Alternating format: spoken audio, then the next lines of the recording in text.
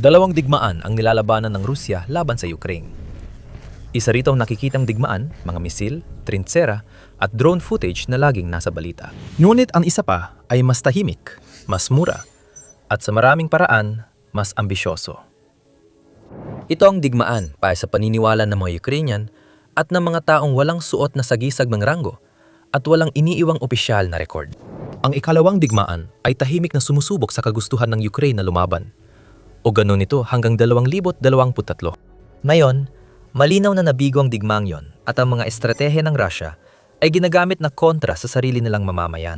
Para maintindihan ang kasalukuyan, magsimula noong 2014 at sa isang hukbong hindi dapat naroon. Noong Hulyo, 2014 ang Russian State Television Channel 1 ay napalabas ng tinawag nilang patotoo ng isang refugee. Isang babae na nagngangalang Galina Pishniak na nagsasalita mula sa isang kampo sa rehiyon ng Rostov sa Russia ang nagsabi sa mga manonood na tinipon ng mga sundalong Ukrainian ang mga residente ng lungsod ng Sloviansk. Sa pamunahing plaza na tinawag niyang Lenin Square, kinuha nila ang isang 3 taong gulang na batang lalaki, anak ng isang lokal na pro-Russian na militiaman, at ipinako nila ito sa krus. Ipinako siya sa isang tabla na parang pampublikong pagbitay. Sabi niya, tinali ang kanyang ina sa tangke at kinaladkad sa plaza hanggang mawala ng malay. Ang segment ay ipinalabas sa pinakapinapanood na channel sa Russia, isang state broadcaster na maaring umabot sa 250 milyong manonood sa mga dating bansang Soviet.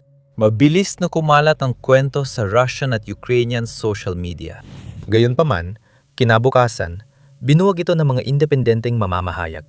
Walang natagpuang mga saksi, pisikal na ebidensya o audio-video ng insidente. Ang mga investigative reporter mula Novaya Gazeta at Dost nang pumunta sila sa Sloviansk. Taliwas ito sa inaasahan, lalo na dokumentado ang operasyon ng hukbong Ukrainyano sa lungsod noong panahong iyon. Itinuro ng BBC News ang isang detalye na dapat sana'y nagpahinto sa kwento. Walang Lenin Square sa Sloviansk. Ang pinakamalapit na katumbas ay ang October Revolution Square. Ngunit ang lugar kung saan di umanang nangyari ang kalupitan ay hindi umiiral. Si Pishniak ay hindi tulad ng iniisip ng iba. Ang asawa niya ay dating miyembro ng Berkut, ang espesyal na pulisya ng Ukraine na binuwag matapos ang Maidan. Sa puntong yon, sumali na siya sa mga separatistang puwersa na pinamumunuan ni Igor Strelkov. Kaya hindi siya isang refugee, kundi asawa ng isang aktibong mandirigma sa panig na sinusuportahan ng Russia na nagbibigay ng patotoo mula sa isang kampo ng Russia sa telebisyong pag-aari ng Estado ng Russia. Tungkol sa isang kalupitan na walang pisikal na ebidensya, walang ibang saksi, at walang geograpikal na katotohanan na sumusuporta. Kahit na patunayang walang katotohanan ng kwento, mahalaga pa rin sa mga investigador na tukuyin ang pinagmulan at pagbuo nito. Lumilitaw na ito ay pinasimula ng pilosopong Eurasianist na si Alexander Dugin, na naglathala nito sa kanyang Facebook page noong Hulyo 3 araw bago ang Channel 1 broadcast. Mahaba ang isinulat ni Dugin tungkol sa kapangyarihan ng mga arketipo o pundasyong kultural na imahe na pwedeng gamitin sa pagtatalaga ng kasalanan at kawalang sala. Ang pagpili ng batang walang laban bilang biktima at ang pagpapako sa krus ay sumalamin sa imahe ng Kristiyanong martir at pinagsama sa lumang anti-Kristiyanong tropeo. Dinisenyo ito para ipakita ang mga Ukrainyano hindi bilang kalabang pampolitika, kundi parang hindi tao. Kagiliw-giliw, ang mga nangyayari sa Sloviansk noong linggong yon ay malamang na siyang naging dahilan kung bakit naipalabas ang kwento sa unang pagkakataon. Isang linggo bago ang pag-ere, umatras ang mga separatistang suportado ng Russia mula sa Sloviansk dahil sa pagsulong ng puwersang Ukrainyano. Isang araw, bago ang pag-ere, sinimula ng hukbong Ruso ang pambubomba sa posisyon ng Ukrainyano sa Donbas mula sa Russian Federation. Hindi lumabas sa medyang Ruso ang mga pangyayaring iyon. Ang kwento ng batang ipinako sa krus ang umingay. Ang pagkatras ng militar at agresyong tumawid sa hangganan ng ibang bansa ay agad na pinagtakpan gamit ang imbentong kwento ng kalupitan. Kaya sa halip na malaman ng mga Ruso ang aktibong operasyon ng kanilang militar sa ibang bansa, ang napansin lang nila ay ang pagsira sa mga taong pinakamalapit sa kanila sa kultura at kasaysayan. Sa huli, naglabas ang Channel 1 ng isang bagay na parang pagbawi noong Disyembre 21, 2045 buwan matapos ang pag-ere, na nagsasabing ipinasa lang nila ang di umano'y ulat ng isang saksi. Walang duda, hindi yun paghingi ng sorry sa pag-uulat ng fake news. Noong 2021 lang natuntun ng Russia na mamamahayag na si Masha Basnulova si Pishniak, na sinabi niyang pinagsisisihan niya ang pag-imbento ng kwento. Nagawa ng pinsala. Nang salakay ng hukbong Ruso ang silangang puwersa ng Ukraine, noong taginit ng 2014 ipinaliwanag ng kanilang sundalo sa mamamahayag kung bakit sila naroon. Ayon sa mga mamamahayag na nakausap ang mga voluntaryong bumalik mula Luhansk People's Republic, noong 2015, ilan sa kanila ay diretsyong nagkwento ng pagpapako sa krus. Sabi nila, naroon sila sa Ukraine para sa mga bata. Pero ang mga misil ng Russia na tumama sa istasyon ng tren sa Kramatorsk noong 2022 at pumatay ng mga bata ay may parehong mensahe. Isang kwento na pinabulaanan agad ay patuloy pa ring nakakapag-recruit ng mandirigma matapos ang isang taon at nagbibigay pa rin ng moral na katwiran makalipas ang 8 taon. Ito ang rurok ng matagumpay na kampanya ng maling impormasyon. Kahit hindi totoo ang kwento, naniwala pa rin ang mga tao ng matagal. Kaya nagbago ang opinyon ng publiko at maging ang pandaigdigang geopolitika. Panlabas lang ang kwento ng batang ipinako sa krus. Sa likod nito, may mas malalim at aktibong kampanya ang Rusya. Simula noong 2014 bilang bahagi ng mas malawak na hybrid na agresyon, nakasabay ng pagsakop sa Crimea at ang ginawang pag-aakla sa Donbas. Ang mga ehensya ng intelihensya ng Rusya, pangunahin ng FSB at GRU, ay bumuo at nag-activate ng mga network ng ahente sa Timog at silangang bahagi ng Ukraine. Layunin nilang pabagsakin ang Ukraine sa pamamagitan ng pag-uudyok ng hidwaan sa mga rehiyon at etniko, pagpapalakas ng separatista, at pagtanggal ng estruktura ng seguridad. Sa huli, ang mga hakbang na ito ay maglalatag ng batayan para sa pampulitikang pagbagsak na gagawing hindi na kailangan o napakadali na lang ang interbensyong militar. Bahagi ito ng nangyari na nung inangkin ng Crimea noong unang bahagi ng 2014 at nang dapat sanang nangyari sa Kiev noong Pebrero 2022. Ayon sa pananaliksik na inilathala ng Journal Parameters ng US Army War College, malamang na may mga unit ng GRU Spetsnaz na gumagalaw na sa loob ng silangang Ukraine noong kalagitnaan ng Marso 2014, halos isang buwan bago tuluyang sumiklab ang rebelyon sa Donbas. Ang mahigit 50 militante na walang palatandaan, pinamunuan ni FSB Colonel Igor Girkin o Strelkov, ay tumawid sa hangganan at sinakop ang mga gusali ng pulisya at seguridad sa Sloviansk at Kramatorsk noong Abril 12, 2014. Natukoy din ng mga kanluraning pagsusuri ang presensya ng mga tauhan mula sa GRU unit. 2-155 noong Pebrero 2022, ilang araw bagong espesyal na operasyong militar. Itinurong responsable ang unit sa Salisbury poisonings, pagsabog ng mga imbakan ng armas sa silangang Europa, at tangkang pampulitikang destabilisasyon. Ang kaguluhan noong 2014 sa Odessa na nagresulta sa sunog sa trade union building at pagkasawi ng 48 katao ay tinukoy ng Security Service ng Ukraine bilang epekto ng foreign interference lalo na mula sa mga grupong suportado ng Russia mula Transnistria, Moldova. Sa Ukraine, may malawak na undercover na operasyon ang Russia na suportado ng malaking pondo at matagal na paghahanda. Sa ilang panahon, gumana ito at nagliyab ang Donbas. Nabigla ang seguridad ng Ukraine sa unang buwan.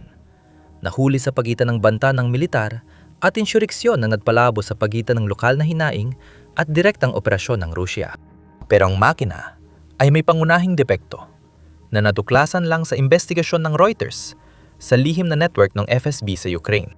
Kalaunan, naniwala ang mga ahente at tagapamahala na mahina ang Ukraine, isang malaking maling akala, kahit halos isang dekada ng lihim na maling impormasyon sa bansa. Pinalabis ng mga kinatawan ng Kremlin sa Ukraine ang kanilang impluwensya sa loob ng maraming taon. At tumatanggap ang FSB ng mga ulat na ayon sa gusto ng Moscow, hindi ang tunay na kalagayan ng lipunang Ukrainian. Dahil dito, nang sumiklab ang pananakop noong Pebrero 2022, nabigo ang planong sakupin ng Kiev sa loob ng 72 oras.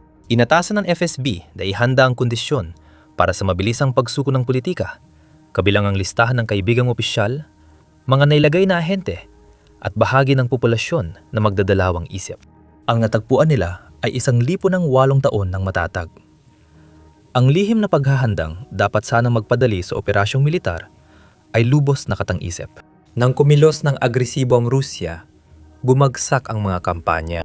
Ilang buwan matapos mabigo noong Pebrero 2022, tinalikuran ng FSB ang ambisyong sakupin ng Kiev at tumuon sa mga lungsod na tunay na nasakop ng Rusya, gaya ng Mariupol, Melitopol at Kherson.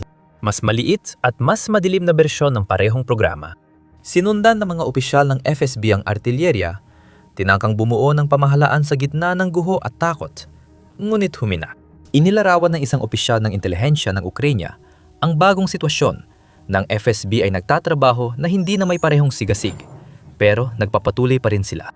Ang dahilan niyan ay nagbago ng malaki ang larangan ng impormasyon mula 2014 hanggang 2022. Noong kalagitnaan ng Mayo, 2026 si Andriy Yusov, na siyang kinatawan para sa estratehikong komunikasyon ng intelihensya ng depensa ng Ukraine o HUR, ay lumitaw sa entablado ng Lviv Media Forum.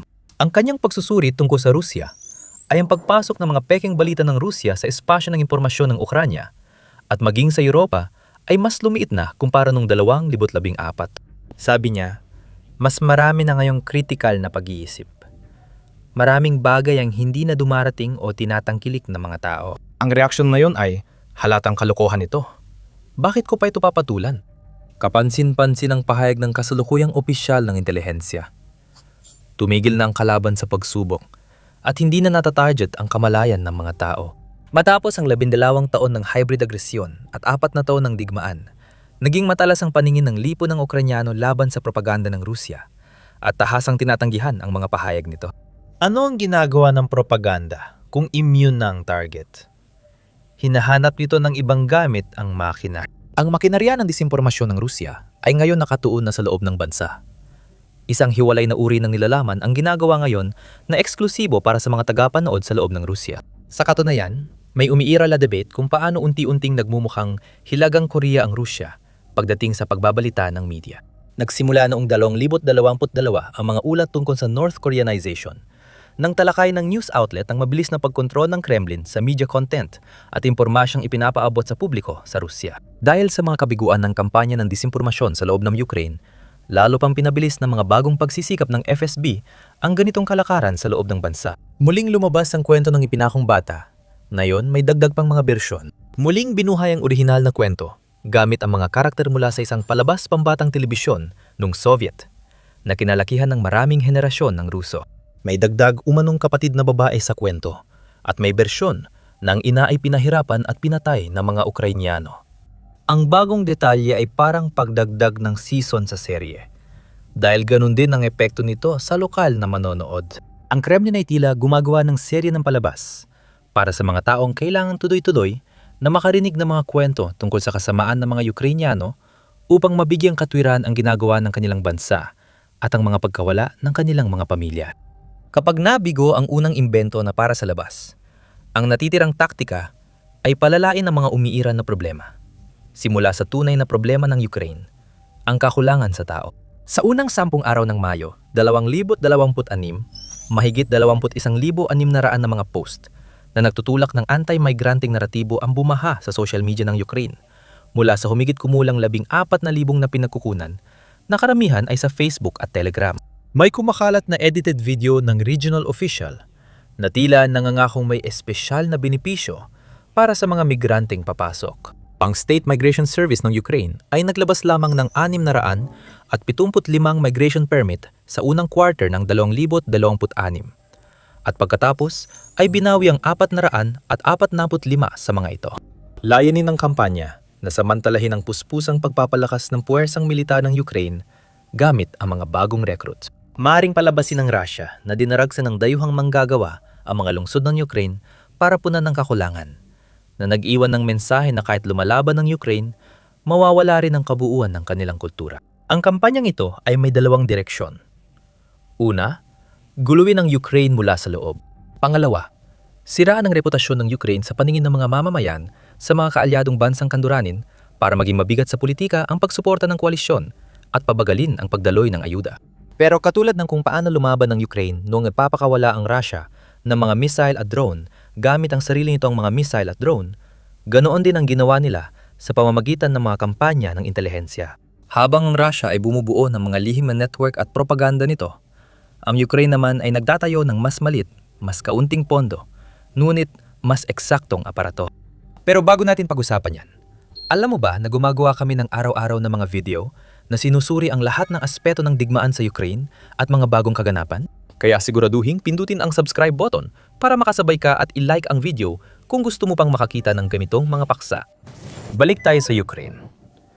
Ang kanilang Special Operations Forces o SSO ay nagpapatuloy ng resistance movement infrastructure sa mga teritoryong okupado ng Russia. Sa isang bihirang panayam sa Kromatsky noong Setyembre 2020, inilarawan ng SSO, sundalong si Sasha, kung paano ito gumagana. Si Sasha ay lumalaban sa Russia mula 2014 at inialay ang mga taon ng digmaan sa paghahanda. Undercover na ahente na nagre-recruit ng miyembro ng kilusang paglaban para sa reconnaissance, sabotage, subversion at guerrilla sa mga teritoryong sinakop ng Russia. Sabi ni Sasha, layunin ng SSO na itaas ang hindi pagkakasya sa mga awtoridad ng pananakop. Ang mga misyon ng mga ahente ay kinabibilangan ng pagpipinta ng pro-Ukrainian na graffiti, pagsira ng tulay, pagpapabagsak ng tren ng supply, at pagpatay sa mga sundalong Ruso at kasabot nila. May dokumentasyon rin ng SSO para maprotektahan sila kapag nagbago ang kalagayan. Noong panahong yon, itinuturing silang independyente at ilan lang sa SSO ang alam na para sa Ukraine sila nagtatrabaho. Isa sa pinakaaktibong bahagi ng estruktura ng resistansya na ito ay ang ATESH, isang pro-Ukrainian na intelligence network na nagmula sa Crimea noong Setyembre 2022 at malaki ang naging pagpapalawak sa mga rehiyon ng Kherson, Donetsk at Zaporizhia pagkatapos noon. Ang ATESH ay eksperto sa pagsabotahe ng mga riles at sasakyang militar at responsabele sa mahigit kalahati ng mga insidente ng sabotahe sa sinakop na teritoryo noong unang kalahati ng 2025. Sa kabutihang palad para sa kanila, may kakayahan ng resistensya ng Ukraine na makapasok ng mas malayo sa teritoryo ng kalaban na wala ang Russia. Habang ang Russia ay gumagamit ng social media sa mga lihim na operasyon, ang Ukraine naman ay nakapuslit ng mga drone para sa operasyon Spiderweb. Gumamit ito ng 117 FPV drones na itinago sa mga kahoy na prefabricated na estruktura na parang modular na pabahay at isinakay sa karaniwang komersyal na truck. Lumipat sa Chelyabinsk ang isang Ukrainian noong Oktubre 2020 at nagbukas ng negosyo sa kargamento. Sa Disyembre, kumuha siya ng ilang truck. Sa mga sumunod na buwan, tahimik inilagay ng operasyon ang kargamento sa 5 airbase sa 5 oblast. Mula Murmansk sa Arctic Baybayin hanggang Irkutsk sa Siberia. Lampas sa Ural Mountains na sumasaklaw ng 2,500 milya. Noong Hunyo 2025, nagsimulang lumitaw ang mga drone para magdulot ng pinakamaraming pinsala. Ang mga target ay mga airbase ng Alyonya, Dyagilevo, Ivanovo, Severny, Belaya at Ukranka. Ang mga eroplanong nawasak o lubang nasira ay kinabibilangan ng 275 MS strategic bombers, 22 matatlo long-range strike aircraft at hindi bababa sa isang A-50 airborne early warning jet na napakakaunti na lang ang bilang at hindi na ginagawa ngayon. Ayon sa mga opisyal ng Ukraine, 41 eroplano ang nasira. Sabi ng open source analysis, umabot sa $7 bilyong ang gastos ng Russia. Tinawag ito ng mga Russian military blogger na Pearl Harbor ng Russia. Mahalaga ang paghahambing na ito dahil pinasinungalingan nito ang paniniwalang magagamit ng Russia ang malayong silangan bilang proteksyon sa kanilang mahahalagang ari-arian. Napilitan ng mga autoridad ng Russia na gawing mas militarisado ang paghahanda para sa Victory Day Parade sa Moscow noong Mayo 2026. Lumit ang listahan ng mga bisita sa pinakamaliit nitong bilang sa loob ng mga dekada. Halos walang mga pinuno ng estado na inimbitahan. Imbes na magparada ng tangke, ipinakita na lang ng Kremlin ang kagamitang militar sa video dahil takot silang masira ito ng Ukraine sa sentro ng Russia. Pinatunayan din ng operasyon na sapat na sopistikado ang lihim na aparato ng Ukraine para magpatakbo ng 18 buwang lohistika sa loob ng teritoryo ng kaaway nang hindi nahuhuli. Ang FSB na inatasang ihanda ang Ukraine para sa pagsakop ng Russia ay nabigong matuklasan ng 117 drone network na lihim na gumana sa Russia ng halos 1.5 taon. At ito ang nagiging halaga ng kabiguam yon para sa Russia at kung bakit kailangan magdoble kayod na yon ang makina ng propaganda. Pumasok ang ekonomiya ng Russia sa digmaan na may malaking kita sa enerhiya, reserba at kakayahang magpatakbo ng maikling digmaan bago dumating ang bayarin. Huli ng bayarin.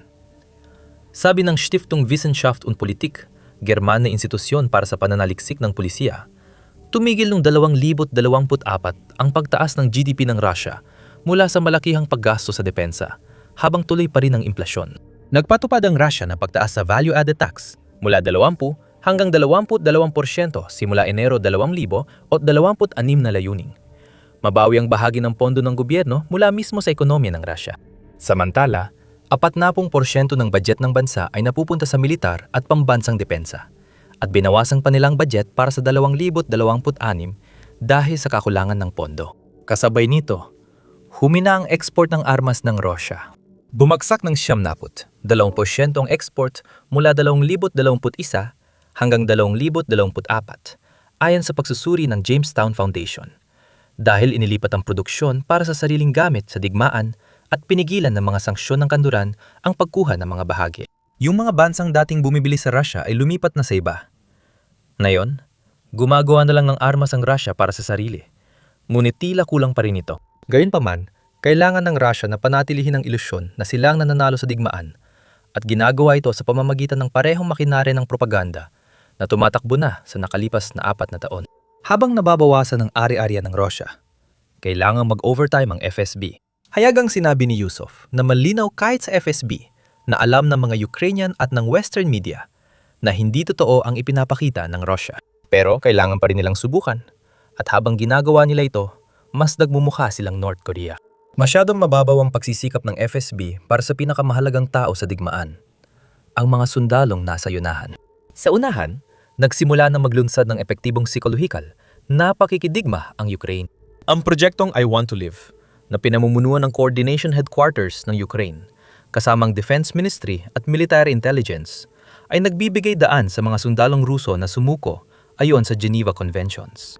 Ang serbisyo ay available sa 24 oras na hotline, Russian website, at Telegram chatbot. Nakaakit ito ng 10 milyong pagbisita. Karamihan dito ay mula mismo sa loob ng Rusya. Paulit-ulit hinarangan ng Moscow ang access, pero nanalampasan pa rin ang mga harang. Ang gusto kong maghanap ay tumutulong sa mga pamilyang Ruso na hanapin ang mga kamag-anak na napatay o nabihag sa Ukraine. Bagamat maliit lang ang mga grupong ito, ngunit umaabot sa milyon-milyon. Kasali rin sila sa ilang operasyong impormasyon ng Ukraine na napatunayang nakapasok sa impormasyong espasyo ng Russia. Ang katotohanan ng patuloy na sinusubukan ng Russia na haranin sila ay patunay. Kaya, saan na tayo ngayon? Noong 2022, maraming Ukrainian at kanluraning tagamasid ang naniwalang hindi alam ng mga Ruso ang katotohanan. At kapag napanood nila ang tamang video ebidensya, may magbabago. Sa pagdaan ng taon, kitang may limitasyon ng paglaban sa disinformasyon. Gamit lang ang impormasyon, lalo na kung matagal na itong laganap. Hindi na kailangan ng Ukraine kumbinsihin ang mga Ruso. Nakakatulong ang kampanyang I Want to Live, pero pagtatangka lang itong palambutin ang harapan ng Russia. Ang focus ng digmaan sa impormasyon na yon ay ang pagpapanatili ng kredibilidad sa mahahalagang tao. Para sa Ukraine, ito na lang ang mundo. Dahil kung mananatiling malinaw ang paniniwala, tuloy ang suporta ng publiko. Para sa Rusya, ang prioridad ay ang sariling mamamayan dahil 4 na taon ng digmaan ang nag-iwan dito bilang geopolitical na paraya. At baka hindi pa rin yan sapat dahil unti-unti nang nawawala sa Kremlin ang Malayang Silangan, isa sa pinakamalaking rehiyon nito. Para mas marami ka pang malaman, panoorin ang video na ito at siguraduhing mag-subscribe sa The Military Show para sa iba pang balita tungkol sa araw-araw na geopolitika.